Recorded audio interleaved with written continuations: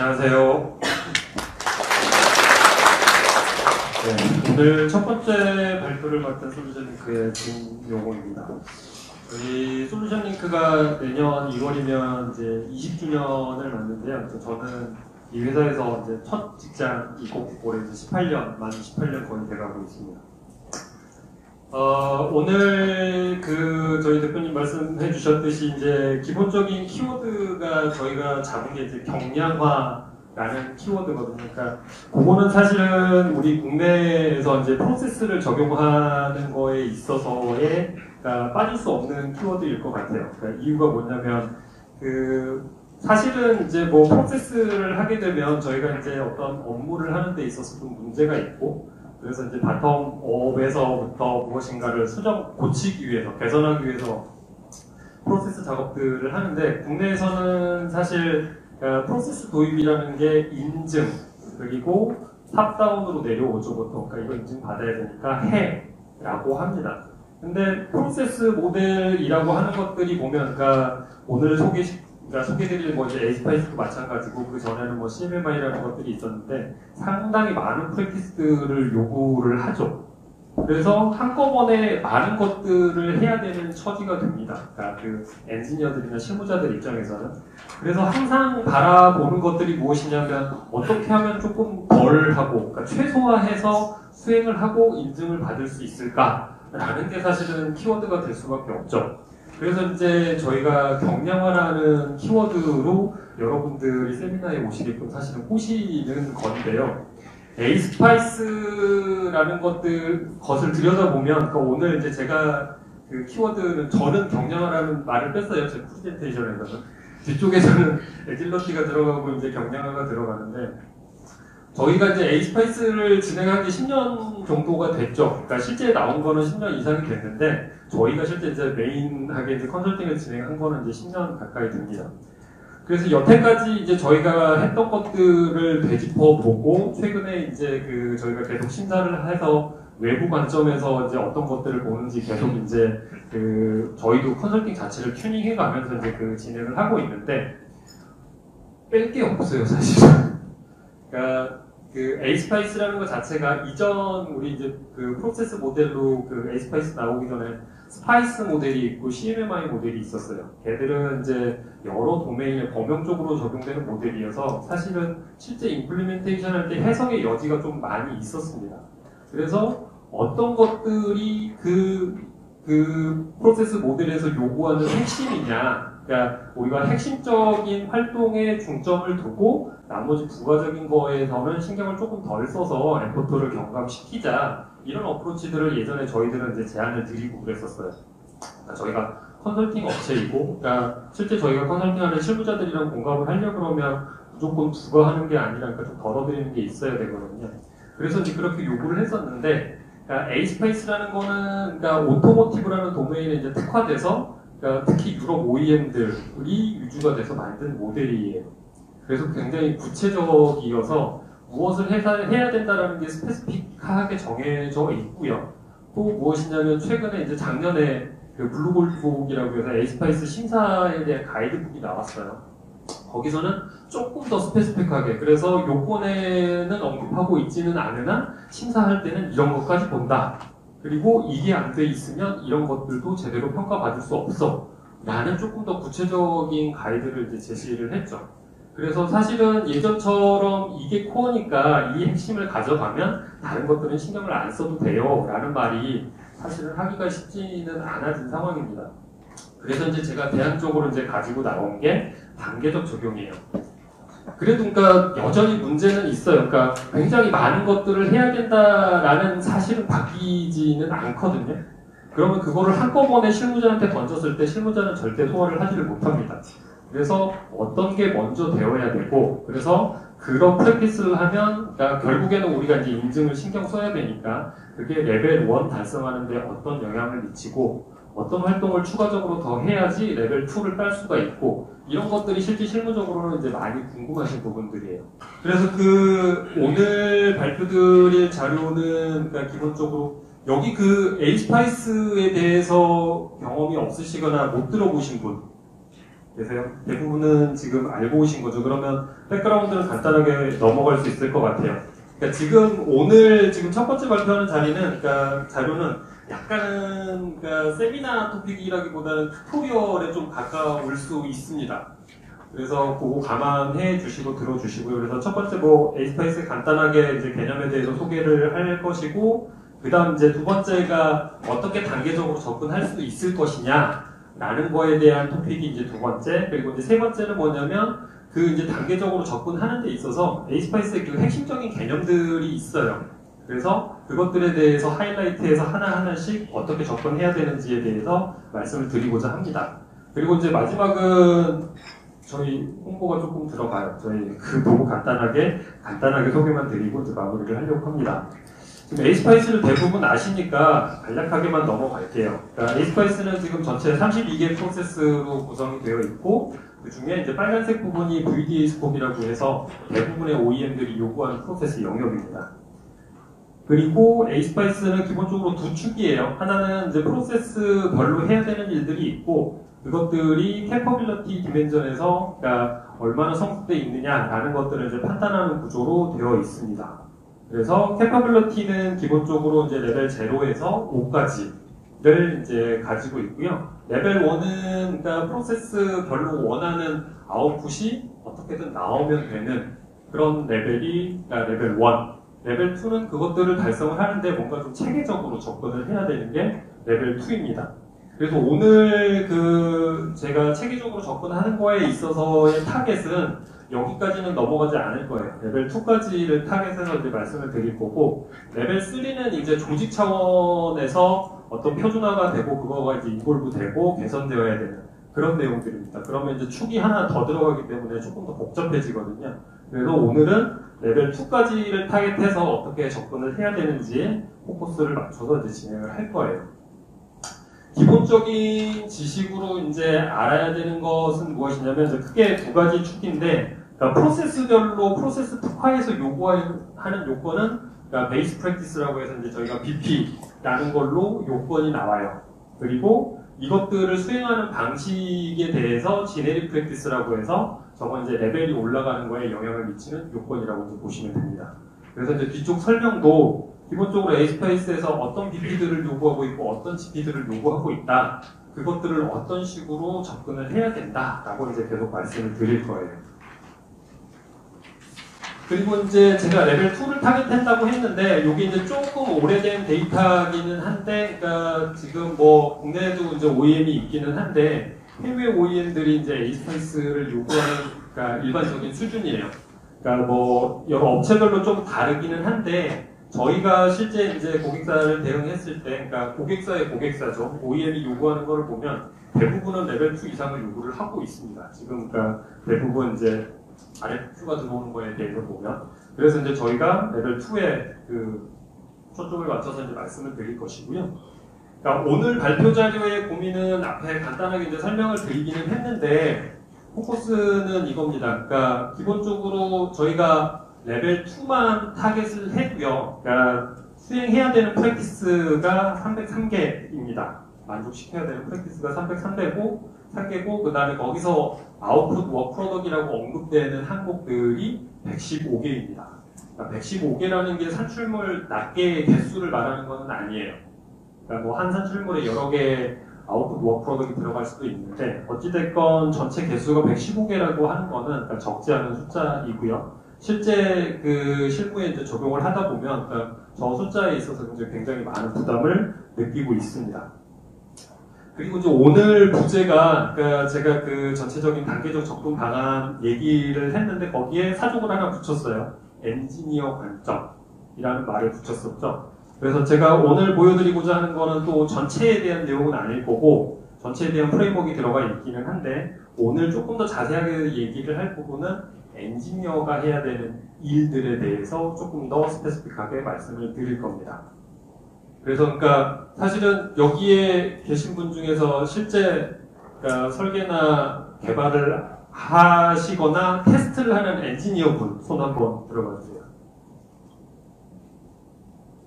퍼센티지 그렇게 많지는 않으시네요. 그러면 나머지 분들은 관리 지원 분야이거나 이제 상위 관리자 이렇게 되시는 건가요? 맞으신 거죠. 그러니까 사실은 오늘 그 엔지니어가 단계적으로 에이스파이스를 어떻게 적용해야 될 거냐에 대해서 이제 말씀을 드릴 건데, 그러니까 엔지니어 분들은 조금 뭐 마지막에 가면 좌절을 좀 하실 수도 있어요. 그러니까 드리고 싶은 그 결론적인 말씀은 뭐냐면, 그러니까 에이스파이스를 진행해 보신 분들은 이제 모두 알겠지만 사실은 관리 지원 쪽으로 해줄 수 있는 거는 그렇게 많지는 않습니다. 그러니까 핵심이 되는 거는 엔지니어예요. 그러니까 결국에는 우리가 제품을 잘 만들기 위해서 적용하는 프로세스예요. 그러면 그 제품을 잘 만들기 위해서 수행 주체가 되는 거는 엔지니어일 수밖에 없습니다. 그래서 저희가 에이스파이스를 이제 적용을 한다라고 하면 기본적으로 이제 엔지니어들은 내가 만들어야 되는 산출물만 만들면 되지라고 이제 생각하실 수가 있으세요. 그러니까 사실 이제 그 정도 수준, 그러니까 본인 혼자서 잘 하면 되는 수준은 사실은 잘 해야 레벨 1밖에 갈 수가 없습니다. 그러니까 그 부분에 대해서 말씀드릴 거예요. 그래서 이제 레벨 2까지를 바라보려 그러면 엔지니어들이 어떤 일들에 더 인볼브를 해서 해야 되느냐, 그리고 산출물의 품질을 높이는 것도 그러니까 단계 1, 2를 나눠서 단계 1에서 신경 써야 되는 부분, 단계 2에서 신경 써야 되는 부분, 이런 부분들에서 제가 조금 더 말씀을 드려보려고 합니다. 자, 그래서 이거는 이제 저희가 제안 드리는, 그러니까 단계적으로 접근하는 이제 어프로치예요. 기본적으로 그러니까 저희가 그 에이스파이스 레벨 2를 달성하기 위해서 하셔야 되는 303개의 프랙티스들 중에 저희가 순서를 매겨서 이거 먼저 하시면 좋고요. 그 다음에 하셔야 되고 그렇게 이제 제안을 드릴 거거든요. 그러니까 그거를 그러니까 잡는 기준이 뭐냐라고 이제 하는 거에 대한 겁니다. 그래서 일단은 엔지니어들이 하셔야 되는 일이니까 그러니까 엔지니어링 업무가 당연히 그러니까 우선순위가 높다라고 저희는 이제 잡았고요. 그 다음이 그러니까 그 산출물의 품질을 더 높이기 위해서, 그리고 그것들이 다른 사람들과 커뮤니케이션 등을 포함한 관리적인 측면에서 고려해야 될 업무들, 이런 것들을 이제 추가적으로 고려하셔야 된다라는 관점에서 그러니까 엔지니어링 업무가 선이고 그 다음에 품질 관리 업무가 이제 후로 잡았어요. 두 번째 팩터는 무엇이냐면, 그러니까 엔지니어들이 사실은 협업하는데 많이 익숙해하지 않습니다. 그래서 본인이 책임져야 되는 영역에서 스스로 하셔야 되는 부분하고, 그 다음에 연계돼서, 그러니까 리퀘어먼트를 받아서 설계자가 설계해야 되는 부분, 그걸 가지고 테스트하는 사람하고 커뮤니케이션 해야 되는 부분, 그리고 결함이 발생이 되면 그거에 대해서 테스트 쪽에서 어떻게 인터랙션 해야 되는지, 이런 부분들, 그러니까 연계 업무가 되어야 되는 부분에 대해서 그러니까 또 신경을 쓰셔야 된다, 이렇게 이제 말씀을 드리고 싶어요. 그래서 이제 전체적으로 큰 세 단계로 보는 것은, 첫 번째는 그러니까 엔지니어링 기본 활동으로 이제 정의를 했습니다. 그게 뭐 여러분 이제 다 아시다시피 요구사항 명세하는 거, 아키텍처 설계하는 거, 상세 설계하는 거, 구현하는 거, 그 다음에 테스트 엔지니어 관점에서는 테스트 계획 수립하고 PC 개발하고 실제 실행하는 거, 이게 가장 기본적인 것들이에요. 그러니까 그런 것들이 그러니까 단계 1에서 수행되어야 되는 것들. 그 다음에 이제 두 번째로 이제 진행이 되어야 되는 거는 뭐냐면, 그러니까 기본적인 이런 엔지니어링 활동 외에 추가적으로 에이스파이스에서 요구하는 것들이 있어요. 요구사항에 대해서 분석을 해야 된다, 아키텍처에 대해서 평가를 해야 된다, 상세 설계에 대해서 평가를 해야 된다. 그러니까 그 대안에 대한 분석을 하고 최상의 솔루션을 찾아야 되는, 이런 것들을 이제 기본적으로 추가적으로 요구하는 것들이 있고요. 이 기본적인 엔지니어링 활동의 품질을 높이기 위해서 하는 활동들을 또 요구하고 있는 것들이 있어요. 그게 품질 목표를 정량적으로 뭐 관리하라든가, 아니면 산출물의 검토를 해야 된다든가, 이런 부분들이 이루어져서 이 부분들이 이제 더욱더 강화되어야 되는 부분. 그리고 이제 연계적인 측면으로 봤을 때 추적성이나 일관성을 확보해야 되는 측면. 그러니까 실제 에이스파이스 진행을 하다 보면, 그러니까 기본적으로 본인 영역에 있어서 이 산출물들 만드는 거는 상대적으로 쉬워요. 근데 앞뒤 산출물, 그러니까 위에서 받은 산출물과의 일관성, 그 다음에 내 걸 받아서 다음에 활용해야 되는 산출물과의 일관성, 테스트 쪽과의 일관성, 이런 거를 그 살펴보면서 그러니까 품질을 개선하다 보면 원래 들었던 노력보다 더 많이 들어가는 경우가 많습니다. 그러니까 그런 노력들이 기본적으로 이제 더 추가되어야 돼요. 마지막으로는 이제 엔지니어들은 나의 일은 아니야 라고 이제 하고 싶은 부분이실 수도 있는데, 기본적으로 이제 산출물 관리, 프로젝트 관리 활동에 이제 참여하셔야 되는 부분들이 있습니다. 이런 부분들이 사실은 이제 에이스파이스 틀상으로 보면 그러니까 레벨 2를 달성하는데 키가 되는 활동들입니다. 그런 부분들에 있어서 그러니까 엔지니어들이 이제 컨트리뷰션하고 전체적인 맥락에서 맞춰주셔야 되는 부분들이 있거든요. 그러니까 이렇게 이제 저희가 3단계 활동으로 이제 구분을 해봤습니다. 그러니까 이것들에 대해서 저희가 조금 더 이제 세부적인 내용을 이제 말씀을 드릴 거예요. 기본적으로는 저희가 이제 프로세스가 앞에 이제 16개의 프로세스 얘기를 했는데, 그러니까 사실 시스템 레벨하고 소프트웨어 레벨의 이제 동일 레벨의 테스트나 이제 리퀘어먼트 아키텍처 설계는 그러니까 프랙티스도 거의 유사한 측면이 있습니다. 그래서 저희가 그것들을 이제 통합을 했고요.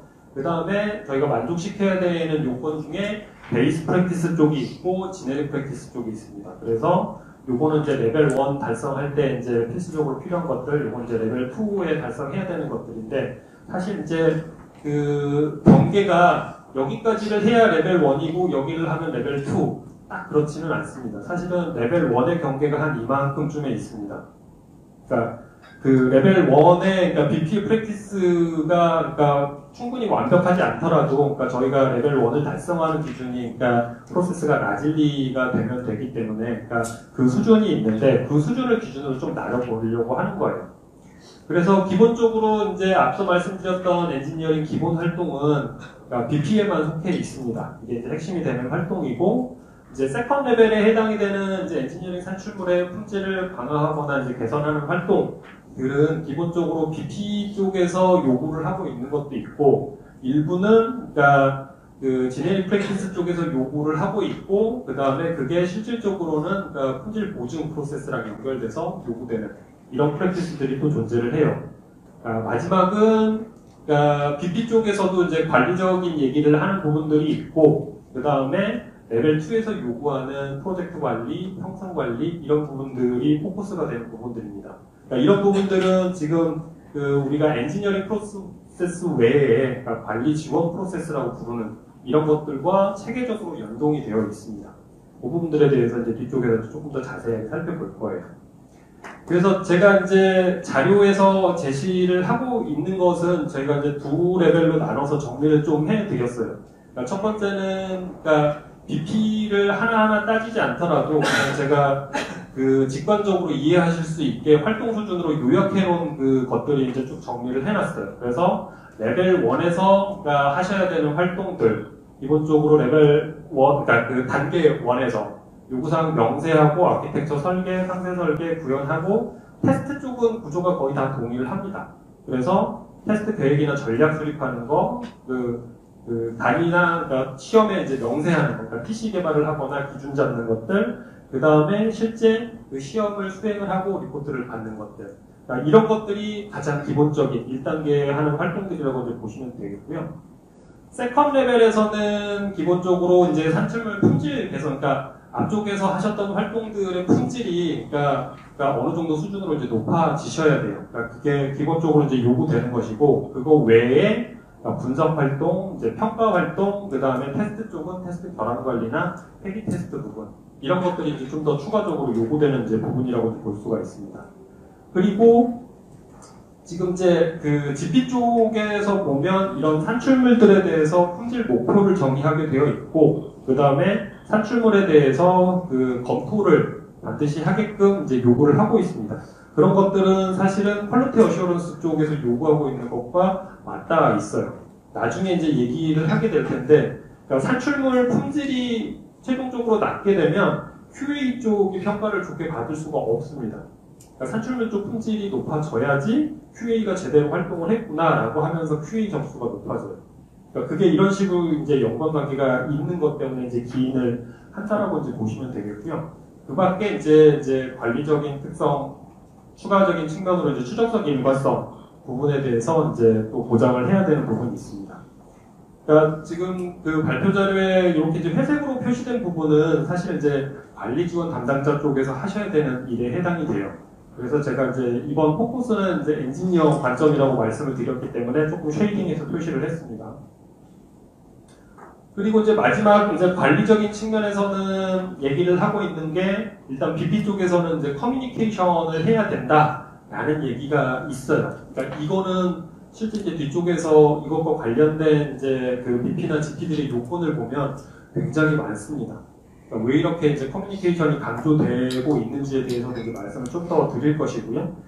GP 쪽에서는 이제 강조를 하고 있는 게 산출물에 대한 형상 관리하고, 그 다음에 이제 기본적인 프로젝트 관리, 계획하고, 실행하고, 모니터링하고, 시정 조치를 취해서 다시 개선하는 이 사이클을 돌라고 이제 얘기를 하고 있습니다.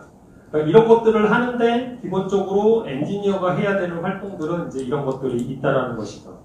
그래서 저희가 오늘 기본적으로 이제 자세하게 설명드릴 거는 엔지니어링 활동 자체에 대해서는 그렇게 많이 설명 안 드릴 거예요. 그러니까 그거는 왜냐면 굉장히 더 많은 시간을 쏟아서 뭐 방법론 얘기하고 뭐 이래야 되는 영역이기 때문에, 그러니까 산출물 그러니까 엔지니어링 활동 자체에 대해서는 저희가 고려사항 자체만을 좀 언급을 드릴 거고, 실질적으로 이제 나머지 부분들 이런 뭐 추적성이라든가 그러니까 그 산출물 품질 목표라든가 검토, 그리고 이런 관리 활동과 관련해서 엔지니어들이 해야 되는 부분, 이런 부분들에 대해서 조금 더 포커스를 맞춰서 이제 설명을 드리려고 합니다. 그래서 이제 전체 프레임상으로 보면 우리가 해야 되는 일들이 이제 이렇게 요약이 될 수 있다라고 이제 말씀을 드릴 수가 있을 것 같아요. 그래서 이제 뒤쪽 설명에서도 그러니까 이 진한색이 이제 단계 1, 그 다음에 이제 단계 2, 그 다음에 이제 단계 3 이런 식으로 제가 표시를 해서 그거에 따라서 그러니까 어느 단계에서 해야 되는 활동이다라는 거를 보시면 좋으실 것 같아요. 그러니까 앞에는 이제 제가 대략적인 요약을 한 내용들이라고 보시면, 두 번째는 이제 뭐냐면 실제 그것과 매핑되는 BP, 그러니까 A스파이스 요건하고 이제 매핑을 해놓은 자료라고 보시면 됩니다. 그러니까 앞에서 말했던 요구사항 명세라는 게 BP에 어떤 것들이 커버되는 것이냐라는 거에 대해서 이제 말씀드린 거고, 그러니까 아키텍처 설계라는 거는 뭐에 해당이 되는 것이냐라는 것들을 말씀을 드린 거예요. 그래서 앞에서 단순히 그냥 요구사항 명세라고 해놓기는 했지만 실제 프랙티스 레벨로 들어가면 그러니까 리퀘어먼트 스페시피케이션 하는 거 외에 그러니까 그 카테고리로 들어가는 게 꽤 많이 있습니다. 그게 베리피케이션 크라이테리아라는 것도 작성을 해야 되고요. 그 다음에 그러니까 임팩트 온 오퍼레이팅 인바이러먼트라고 해서 그러니까 외부에 우리 시스템이 어떤 영향을 주느냐, 그래서 뭐 인터페이스 부분이라든가 환경 조건이라든가 이런 것들을 고려하셔야 되는 내용들이 있어요. 그러니까 이런 것들이 고려가 돼서 요구사항이 명세가 되셔야 된다는 거예요. 그리고 리퀘어먼트 스트럭처링이라는 부분들도 이제 전체적으로 굉장히 많은 리퀘어먼트를 어떻게 오거나이즈해서 관리할 것인지 뭐 이런 부분들이 들어가 있는 겁니다. 그래서 저희가 생각하는 요구사항 명세라는 거는 기본적으로 이와 관련된 BP에 대해서 그러니까 그 답을 주는 것이라고 이제 생각을 하고 있는 것이고요. 그 밖에 이제 아키텍처 디자인에서도 뭐 그 정적 설계, 그 다음에 동적 설계, 그게 이제 리퀘어먼트 얼로케이션 되어야 되는 부분, 이런 부분들이 이제 쭉 요구가 되는 것이죠.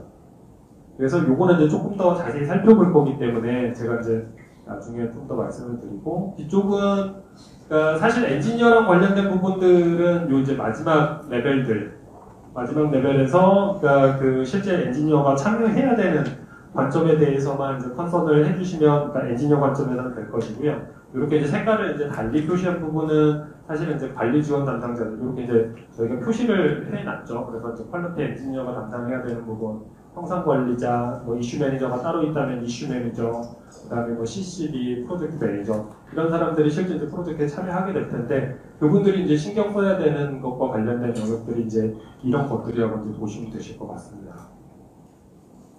그리고 레벨 2, 그러니까 PA 이제 그 2.1, 2.2에 해당되는 부분.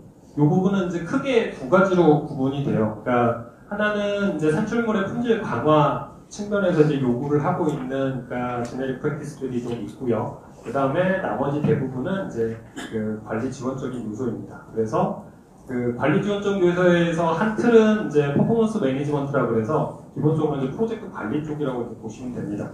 그러니까 그것과 관련된 이제 프랙티스들이 커버가 되고, 다른 한쪽은 이제 형상 관리 측면이에요. 그러니까 그렇게 커버가 되고, 이제 산출물 품질과 관련된 것들은 이제 GP 2.2.1, 2.2.4에 해당이 되는데, 품질 목표 수립하고 그걸 이제 달성하기 위해서 산출물 검토하는 부분, 이런 부분들이 실제 이제 저희가 제시하는 단계에서 두 번째 단계 산출물 품질 강화하는 측면에서 고려되어야 되는 부분이라고 이렇게 보시면 되겠습니다.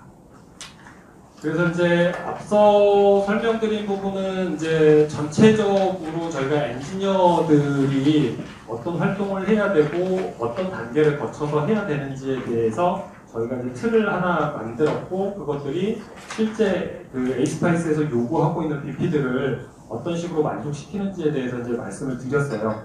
그래서 이제 거기서 나오는 이제 주요 개념들이 이제 몇 가지가 있습니다. 그래서 제가 이제 기본 활동으로 분류했던 거랑 그거에 더해서 품질 개선 활동해야 되는 것들이 있고요. 그러니까 요거는 제가 이제 고려사항들 위주로만 설명을 좀 드릴 거예요. 그 밖에 엔지니어가 아셔야 되는 부분들이 추적성과 일관성 확보하는 부분들. 이거를 이제 엔지니어 관점에서 어떻게 해야 되느냐. 그 다음에 품질 목표 수립하고 검토하는 방안.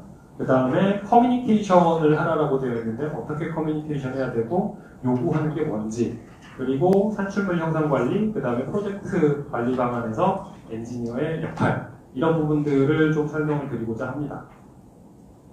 자, 첫 번째 그 엔지니어링 기본 활동하고 이제 품질 개선하는 활동들은 앞에 설명드렸던 에이스파이스 요건, 그러니까 요게 이제 BP 쪽이고 요게 이제 GP 쪽인데, 여기에서 이제 해당하는 부분이 기본적으로 그러니까 맨 위쪽에 이제 위치하는 게 저희가 기본 활동이라고 했고, 그 다음에 이제 세컨티어에 이제 해당되는 게 산출물 품질 개선 활동이라고 얘기를 했습니다. 그래서 이제 요거 두 개를 묶어서 이제 하나로 이제 설명을 조금 드리려고 하고요. 그 다음에 이제 추적성과 일관성 측면에서 고려해야 되는 부분, 그 다음에 산출물 품질 목표나 품질 개선 측면에서 고려해야 되는 부분들 나눠서 설명을 좀 드리고자 합니다. 첫 번째는 그러니까 엔지니어링 기본 활동 및 품질 개선 활동에서 이제 고려를 해야 되는 것인데요. 지금 여기서도 이제 구조를 보면 그러니까 윗레벨에서는 이제 1단계에서 신경 쓰셔야 되는 부분들, 그다음에 이제 요거 밑에 것들은 이제 저희가 2단계로 이제 분류했던 것들에서 이제 신경 쓰셔야 되는 부분들로 이제 구분을 조금 해놓은 것입니다.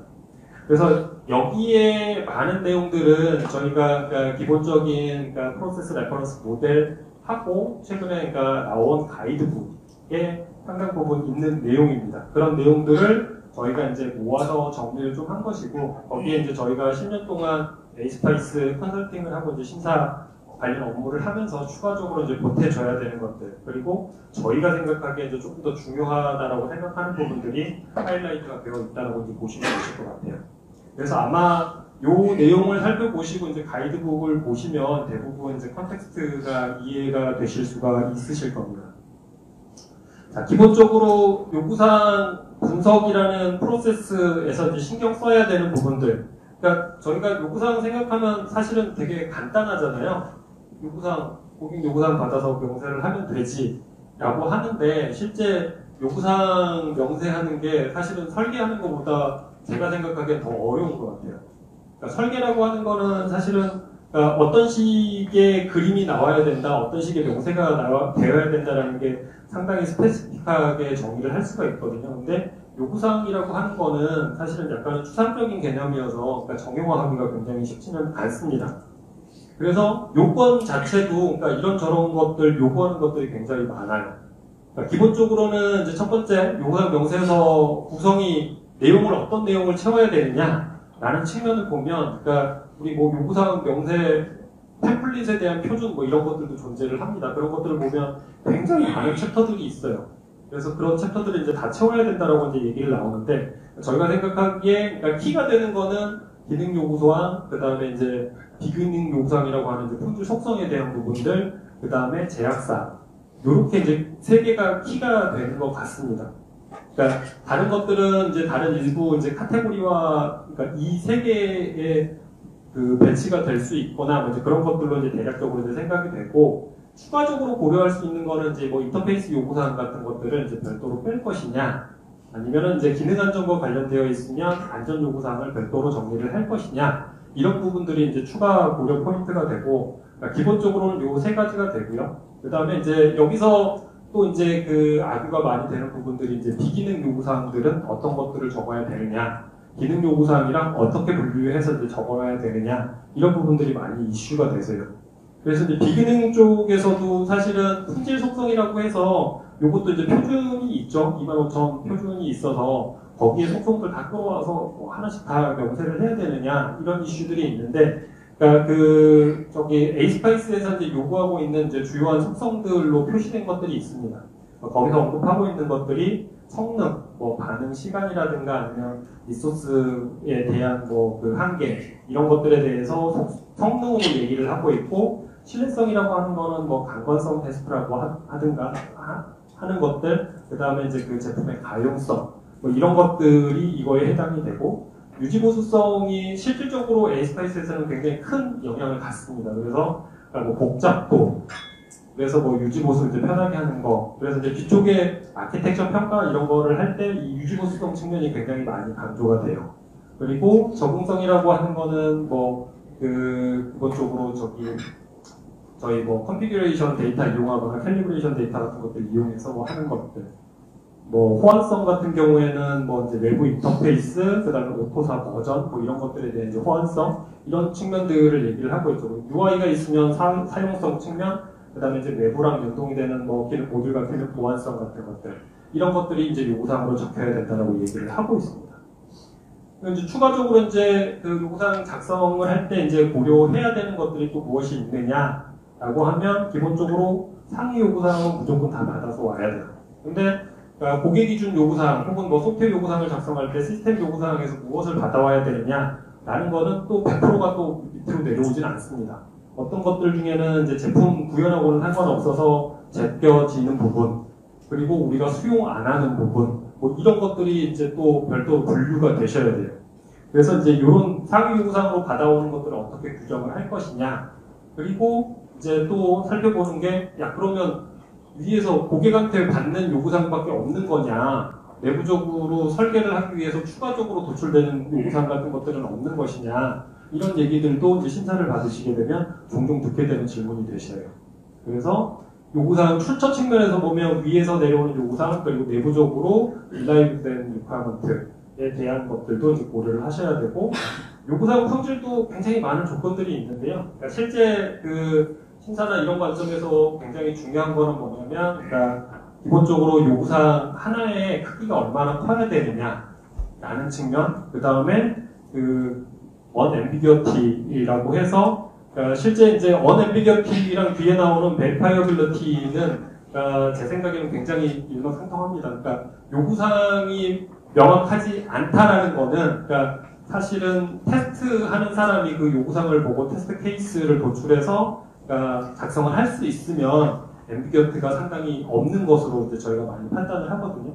그러니까 그거를 활용하는 사람이 한 사람 더 있기는 하죠. 그러니까 설계 쪽에서 받아 쓰기는 하는데, 설계랑 요구사항을 작성하는 사람은 같은 사람일 가능성이 굉장히 커요. 그래서 이 unambiguity를 해결하기 위해 가장 좋은 방법 중에 하나는, 그러니까 실제 테스트하는 쪽에서 요구사항 설계를 봤을 때 모호성이 없느냐라는 것들을 검증받으면 대부분은 이제 이런 부분들 악유는 많이 없어지는 것 같습니다. 그리고 이제 요구사항 자체를 어떻게 이제 오거나이즈 할 거냐, 어떻게 그룹핑해서 관리할 거냐, 이런 부분도 이제 굉장히 이슈인데, 이것도 카테고라이즈 하는 방법들이 널리 알려진 것들이 몇 가지가 있어요. 그러니까 기본적으로 요건에서 요구하는 거는, 그러니까 최종적으로 그 그룹핑하는 이유 중에 하나는 우선순위하고 매핑하는 것이에요. 그래서 고객이 요구하는 우선순위에 따라서 카테고라이즈를 하는 것도 하나 방법이고, 그 다음에 상위 요구사항의 카테고라이제이션을 그대로 따라가는 것도 하나 방법이고, 또 하나는 뭐냐면 어차피 추적성을 걸어야 되기 때문에 설계 추적성을 고려를 해서 설계 쪽에서 식별된 엘리먼트 단위로 쪼개서 그 엘리먼트에 할당된 리퀘어먼트를 그룹핑해서 관리하는 것도 또 한 방법입니다. 그러니까 이런 식으로 이제 그 카테고라이제이션 해야 되는 그 방법도 여러 가지인데, 저희가 저희 내부적으로도 이제 악유가 많이 있을 수가 있는데, 저희가 지금 레커먼드 하는 거는, 그러니까 에이스파이스 관점에서만 보면, 그러니까 그게 실제 반영돼야 될 시스템 엘리먼트 혹은 소프트웨어 구조를 반영을 해서 리퀘어먼트를 정리를 하는 게 가장 스무스하게 연결되는 방법 중에 하나라고 생각을 하고 있습니다. 요거는 그러니까 그 조직에 맞게 좀 작성을 하시면 되고, 또 하나 이제 뭐 가장 큰 악유 포인트 중에 하나가 그 베리피케이션 크라이테리어라는 거예요. 그래서 그러니까 에이스파이스에서는 베리피케이션 크라이테리어라는 거를 굉장히 중요하게 여기는데, 그러니까 요구사항 명세에 뭐가 작성이 되어야 되고 이제 VC에 무엇이 작성이 되어야 되느냐라는 부분에 대해서 굉장히 악유가 많습니다. 그러니까 기본적으로 요구사항의 대부분의 내용이 들어가신다고 보면 돼요. 그러니까 정량적인 조건 이런 것들도 가급적이면 요구사항이 들어가시는 게 맞고, VC 내용에 들어가는 걸로 일반적으로 이제 소개가 되고 있는 게 이런 것들입니다. 그래서 검증 방법, 그리고 검증을 하기 위해서 그러니까 사전 조건이나 제약 조건이 있으면 그런 것들에 대한 조건, 그 다음에 검증 환경, 이런 것들이 이제 VC로 작성이 된다라고 하면 그 얘기를 하고 있는 것이거든요. 그래서 이제 이런 부분들을 그러니까 보면, 그러니까 비기능 요구사항 같은 경우에는 특히나 이제 환경 조건, 그러니까 그 앰비언트 온도가 뭐 몇 도에서 그리고 뭐 습도는 몇 얼마에서 뭐 이런 것들을 이제 얘기하는 것이고요. 그리고 이제 일반적인 기능 요구사항에 대해서는 사전 조건 같은 겁니다. 여러 이제 시나리오 기반으로 테스트를 할 때 앞에 어떤 거를 전제로 해서 테스트를 한다. 이런 조건들이 이제 VC에 들어가는 내용이라고 보시면 될 것 같습니다. 그 밖에 이제 분석을 해야 되는 거에서도 이제 어떤 관점으로 분석을 해야 되느냐, 이런 부분에 대한 것도 있고, 그 다음에 요구사항 자체에 대해서, 그러니까 그 항상 이슈가 되는 부분 중에 하나가 이제 요구사항 현행화 부분도 있습니다. 그러니까 요구사항 한 번 작성하고 끝나는 게 아니라 고객 요구사항도 계속 바뀌고 있고, 그러니까 저희도 리뷰를 하면서 계속 업데이트 되거든요. 그러니까 그게 최종 구현된 내용이랑 안 맞는 경우가 종종 많이 있습니다. 그러니까 그런 부분들을 좀 신경을 써줘야 되는 부분이 있고요. 아키텍처랑 이제 상세 설계 부분에 있어서는 지금 시간이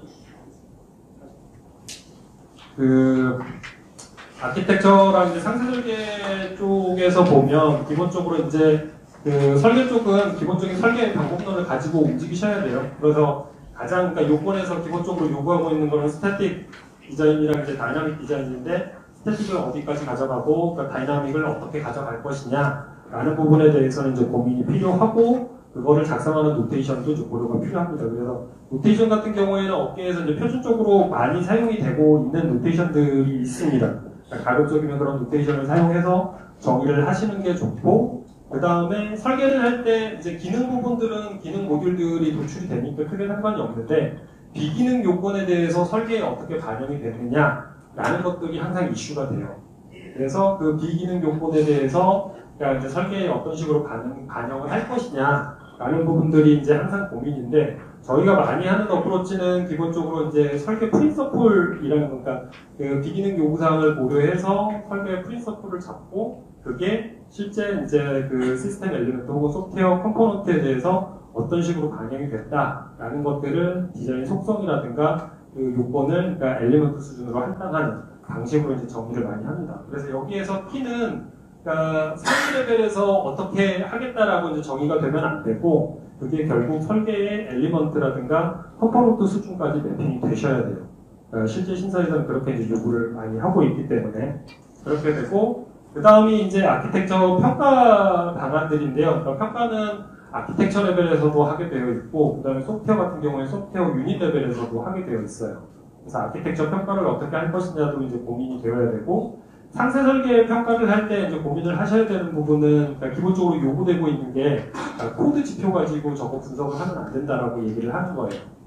그러니까 사실은 이제 요거에 가장 많이 쓰는 방법 중에 하나가 그러니까 유닛의 복잡도 같은 것들을 저희가 평가를 해서 이게 적당하다 아니다 이런 기준을 많이 가져가는데, 가장 쉽게 하는 방법이 그러니까 코드 돌려서 걔 사이즈가 얼마냐 뭐 이런 것들을 잡는 방법이거든요. 아니면 사이클로메트릭 컴플렉시티가 얼마냐. 근데 그 기본적으로 여기서는 그러니까 상세 설계가 된 다음에 코드를 개발했다라고 가정을 하기 때문에 상세 설계 쪽에서 그러니까 지표화할 수 있는 무엇인가가 있어야 됩니다. 코드 기반으로 돌려서 지표화할 수 있는 걸로 평가를 하면 그러니까 좀 부정적인 피드백을 받습니다. 그런 부분들은 또 신경을 써야 되고, 그 다음에 이제 상세 설계의 현행화인데, 그러니까 사실은 유닛 디자인이 볼륨이 가장 큰 그러니까 문서 중에 하나죠. 그래서 한 번 작성하기도 사실은 버거해요. 근데 우리가 이제 여러 번의 릴리즈를 거치면서 코드는 계속 업데이트 된단 말이죠. 그거를 그러니까 실제 상세 설계에 반영돼서 이제 작성하는 거, 요게 굉장히 이제 어려운 부분 중에 하나인데,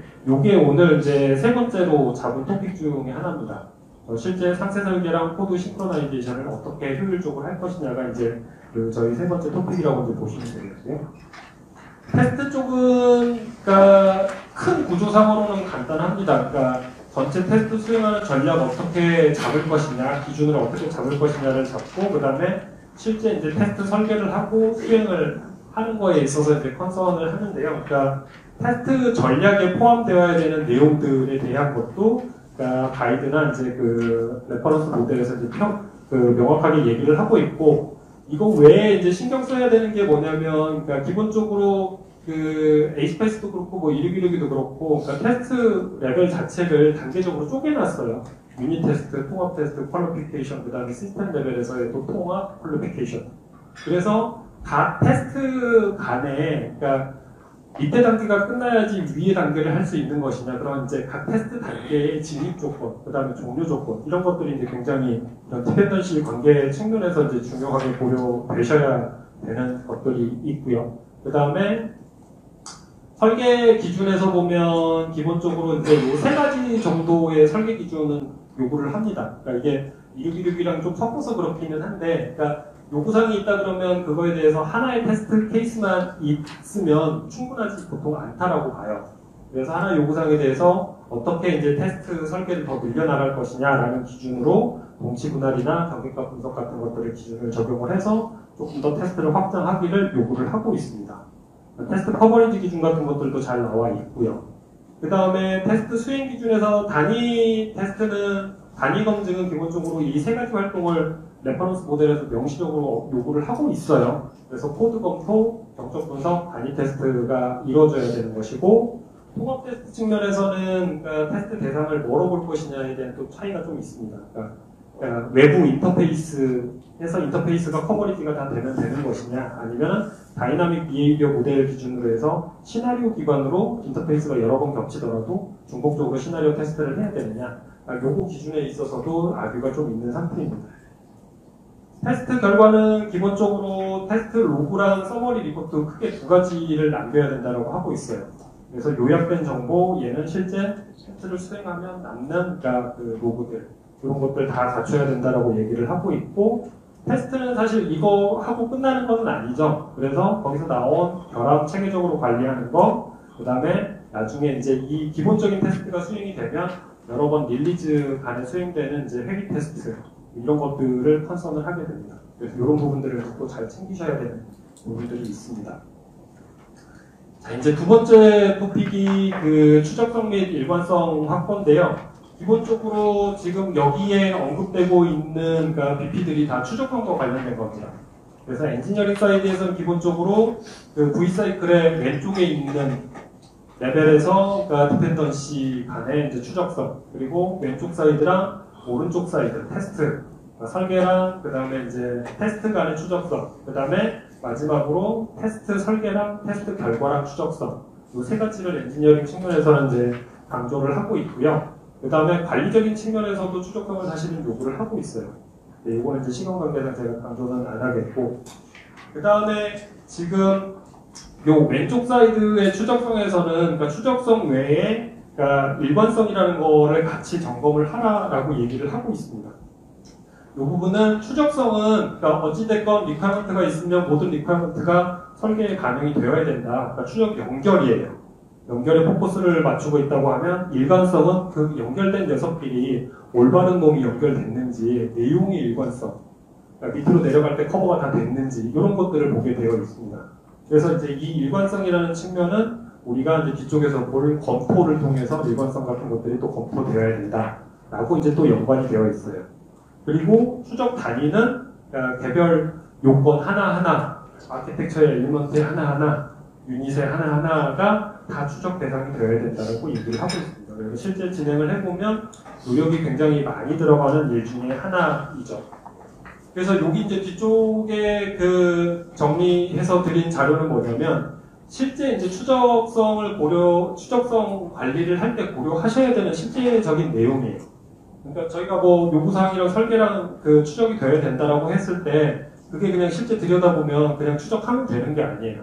그러니까 요구사항 중에 어떤 요구사항들이 추적이 되어야 되는지, 그 다음에 설계 파트의 어느 부분이 이 요건이랑 연결이 되는지, 설계 파트의 모든 부분이 또 반대로 연결이 되어야 되는지, 이런 부분에 있어서 기본적으로 이 조건들, 여기 그러니까 명세들의 어떤 챕터에 어떤 내용들이 연결이 되어야 되느냐 이런 것들을 이제 고민하기 시작하시면 굉장히 복잡해져요. 그래서 이 추적성을 고민하시면 반대로 컨텐츠 구성이 어떻게 되어야 되는지가 나옵니다.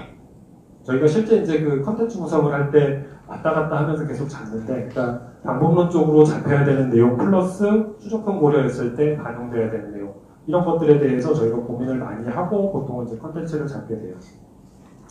이거 하나하나 이제 설명을 드리지는 않을 거고, 그 다음 토픽이 이제 산출물 품질 목표 관리는 이제 검토 쪽인데요. 관련 요건은 기본적으로 그러니까 GP 2.2.1, 2.2.4에서 언급을 하고 있어요. 그래서 기본적으로 2.2.1에서 요구를 하고 있는 거는 그러니까 워크프로덕에 대한 리퀘어먼트, 그러니까 워크프로덕이 어때야 된다라는 리퀘어먼트를 정의하라는 것인데 크게는 세 가지입니다. 산출물의 내용 구성이 어떻게 되어야 된다. 그 다음에 산출물의 검토 승인에 대한 기준은 어때야 된다. 산출물 자체의 품질이 어때야 된다. 이거를 정의하는 것이 2.1.1 부분이에요. 2.2.4 부분은 이거를 만족시키기 위해서 그러니까 산출물에 대한 검토를 해야 된다는 요건을 얘기를 하고 있습니다. 그래서 검토 결과 정보에는 어떤 게 담겨야 되고 검토 결과 관리는 어떻게 해야 된다라는 부분들이 이거에 대한 요건이에요. 그래서 이것과 관련된 프로세스들을 보면 기본적으로 엔지니어링 쪽에서는 앞에 말했던 컨시스턴시, 일관성 측면을 이런 검토를 통해서 한다라고 되어 있고, 그 다음에 앞쪽은 품질 보증 측면에서 그러니까 이 품질 목표 수립하는 거, 그 다음에 검토를 통해서 산출물의 품질을 확보하는 게 그러니까 QA 쪽의 내용이랑 맞닿아 있습니다. 그래서 뒤쪽 내용은 그러니까 각 프로세스 영역별로 사실 모든 프로세스 영역이 정량적인 목표를 가져야 된다라는 거는 없어요. 근데 실질적으로 심사를 받으면 정량적으로 관리되는 것들이 훨씬 심사에 유리하게 작용이 되고 각 프로세스 영역별로 그러니까 그 많이 사용하는 그러니까 측정 지표들에 대해서 레커멘드를 해드린 내용이라고 보시면 되겠습니다. 요거는 이제 살펴보면 되는데 말씀드리고 싶은 거는 이거예요. 실제 이제 앞에서 언급드렸던 그 지표들을 쭉 나열을 해보면 특징이 좀 있습니다. 그러니까 기본적으로 여기 보시면 추적성 관련된 지표, 그 다음에 검토와 관련된 지표, 그 다음에 그러니까 여러 그 진행하면서 검토에 대한 결함, 테스트에 대한 결함, 그런 결함과 관련된 관련된 것들, 그 다음에 아키텍처나 이런 것들의 유지보수성, 복잡도와 관련된 지표, 이런 것들이 전체 지표에서 굉장히 많은 포션을 좀 차지하고 있어요. 그래서 이런 활동들이 왜 중요한지, 그러니까 이런 부분에 대해서도 그러니까 지표랑 연관 지어서 같이 고민을 해보면 더 좋으실 것 같아요. 검토 자체에 대해서도 이제 고민할 것들이 많이 있는데요. 기본적으로 이제 검토 대상 산출물을 선정하는 거예요. 앞에 워프로덕이 뭐 100 몇십 개가 있다고 말씀드렸잖아요. 그러니까 그게 모두 다 포괄한 검토의 대상은 아니에요. 그러니까 우리가 말하는 베이스라인 대상이라는 이제 주요 산출물에 대해서 저희가 이제 그 포괄한 검토를 해야 되는 것이고, 그 다음에 검토 범위도 사실은 이제 모든 내용을 다 검토를 해야 되느냐 이런 것들에 대해서 기본적인 그러니까 그 관심을 가질 필요는 있어요. 그러니까 뭐 요구사항이나 아키텍처 설계 같은 경우에는 뭐 빼서 할 게 없기는 한데, 그러니까 유닛 레벨이나 상세 레벨로 내려가면 굉장히 많은 것들을 다 검토를 해야 되느냐 이런 의문이 있을 수가 있거든요. 그러니까 그런 것들은 이제 뭐 크리티컬리티라든가 이런 것들을 기준으로 해서 그러니까 나름의 기준을 가지고 선정해서 수행하는 이런 방법이 허용이 되기는 합니다. 근데 그거에 대한 내셔널이 굉장히 중요하고요. 또 고민해야 될 거는 이제 이게 한 사이클만 도는 게 아니라 반복 사이클 돌기 때문에 처음에 정리하고 그 다음에 변경돼서 이제 정리하는데 그때도 풀 커버해야 되느냐 이런 부분들도 이제 좀 고민을 할 필요가 있어요. 그리고 검토 참석자 측면은 그러니까 뒤쪽에 나오는 커뮤니케이션과도 굉장히 밀접한 연관이 있는데요.